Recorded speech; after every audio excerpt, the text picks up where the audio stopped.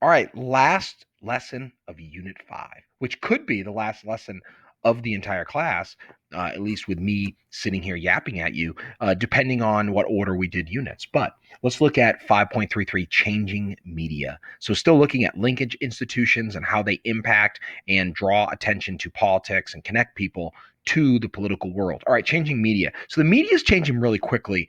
Part of that is there's an increasing demand for media, and that has to do with our access to the internet, and our ability to access news at literally any moment on YouTube or wherever we might watch. Even accessing entertainment has meant that the media has changed because we have so many different types of entertainment. Media has had to compete with other types of entertainment. And so you have all this media going on, and there's a very ideologically diverse audience. I mean, we have conservatives and liberals and moderates and people that are extreme on either side. And so you almost can find exactly what you want. If you want to live in a little bubble and never have access to other opinions other than your own, it's very possible to do that on the internet. Quite easy, actually, on social media. And so we have increasing media choices in the last few years. Lots of online blogs and video and you name it. You can get access to all kinds of media choices.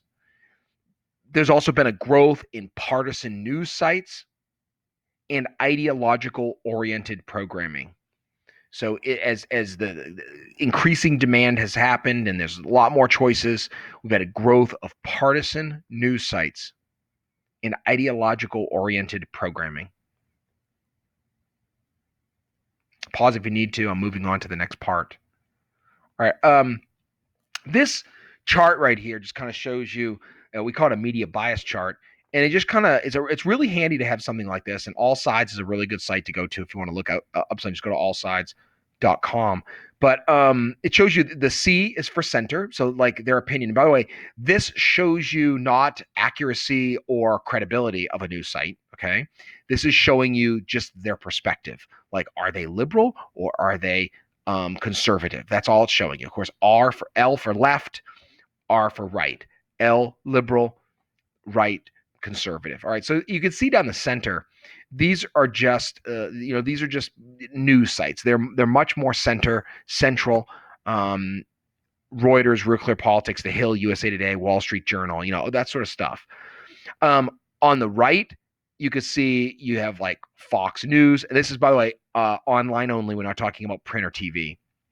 New York Post, Reason Magazine, that's a libertarian. These are all right. And then on the left, the light blue one, you got like CBS, CNN, NBC, New York Times, Politico, Time. I mean, all these things that are pretty typical.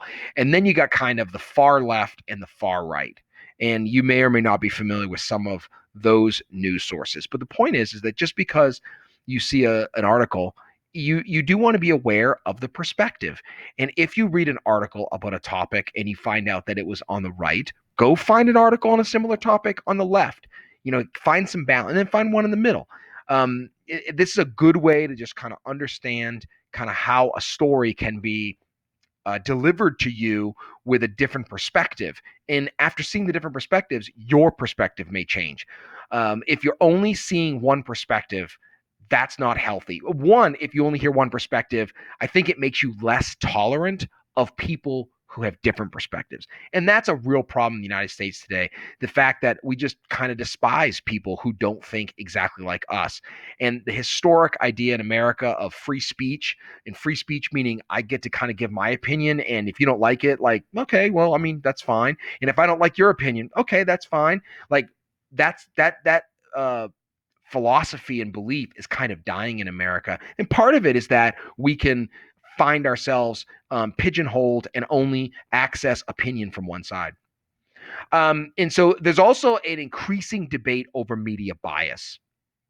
An increasing debate over media bias. If you go back and look at the chart I just had up, you will notice that the major news sources, the big ones, are mostly on the left. NBC, CBS, CNN, with the exception of really kind of Fox News and the Wall Street Journal. The big newspapers, the big media organizations are mostly on the left. And that means that the perspective that a lot of people are getting who don't pay attention that much to the news are getting kind of a slanted perspective. Let me just show you some examples of this about the media bias issues. This shows you the party affiliation of journalists. And so this kind of goes from 1971 all the way up to 2015. And you can see blue is Democrat. All right. But the big thing is look at the number of people, of journalists who identify as a Republican. So it used to be 25% back in 71. And then now it's 7.1. Now you notice that a huge percentage of journalists identify as independents. However, a very large percent of the independents who identify as independent actually are liberal. They just don't identify with the Democrat Party. In fact, they may even be more left than the Democrat Party itself. We found that a lot from journalists in surveys that have been done with journalists. This is interesting news too. This is from investors.com. In 71, Republicans made up 25% of journalists, Democrats are 35%, independents are 32.5%. In 2018, just 11% of journalists said the media would try to help Republicans. Only 11% in the media said that. And the ratio is 13 liberals for every one conservative when we talk about ideology in journalism. And then in 1992, they did a survey of Washington bureau chiefs. So that's be like the big wigs at major newspaper and medias. And 89% voted for Bill Clinton in 1992. So not a surprise. Journalists tend to be very liberal. And then that creeps into their coverage. So news stories about Trump, more negative than about other recent presidents. So you can see that negative 62% of stories about Trump were negative, whereas President Obama had 20%. He had the least negative. And then the other thing about it is that President Obama had a much larger increase of positive news stories than Bush or Clinton. Now, remember, Clinton's a Democrat. Bush is a Republican, so that's a really nice kind of comparison there. Obama had way more positive press, way more positive coverage, a lot less negative coverage, and then Trump, like, it's less than 10% is positive. Like, it's pretty much negative all the time. And that's from Pew Research Center, which is a pretty independent site doing the survey. So you can see, like, it's pretty negative when it comes to President Trump. And if you're someone who doesn't really pay attention to the news, this has influence on you. This is another study on news coverage from July 29th through October 20th in 2019.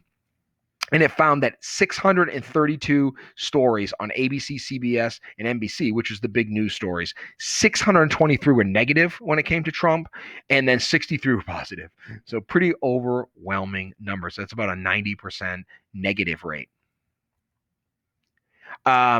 This is another story that you can just kind of see the impact of headlines and how they could skew a certain way. This is from Pew Research Center, and the headline says, since mid-April, COVID-19 deaths have declined in Democrat districts, but have been relatively stable in Republican districts. And I ask, how could the headline and data be misleading? And it makes it sound like Democrat districts are doing great and Republican districts just suck because they're still stable cases, but the Democrat, districts, the cases are going down. So that's the headline. But if you actually look at the data, the Democrat districts had way more cases of COVID-19 than did the Republican districts. So the headline is deceptive from the actual data. And so that could show a level of bias in terms of reporting. And then this is of the adults in America, and they asked them, how often do you think news sources report news that they know to be fake, false, or purposely misleading? 72% of Americans think that a lot or sometimes news sources will report fake, false, or purposely misleading. Democrats less. They only think 53%. Of course, we know the media leans more toward the liberal side, so Democrats probably, you'd kind of suspect that they think it's much more fair. Independents, 79% think it's misleading or fake. And look at Republicans. 92% of Republicans think that the news reports fake, false, or misleading stories. So the Republicans definitely feel like the news is really unfair to them. And then news coverage of Trump is heavy on personality and light on policy.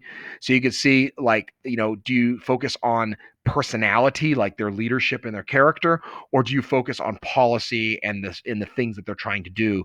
And only 31% of coverage of Trump had to do with actual policy.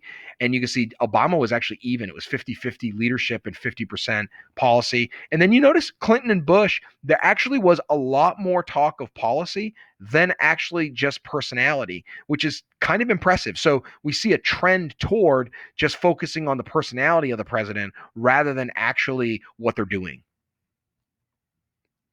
And so, lastly, here, there's a growing uncertainty as news spreads, and there's a lot more choices. There's a growing uncertainty over credibility of the news sources, and information.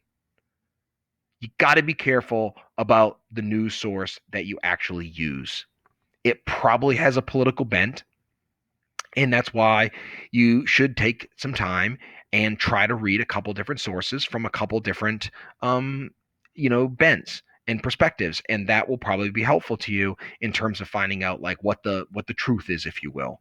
All right, great. That's on media, and we are done, and it's in the bag. Thank you.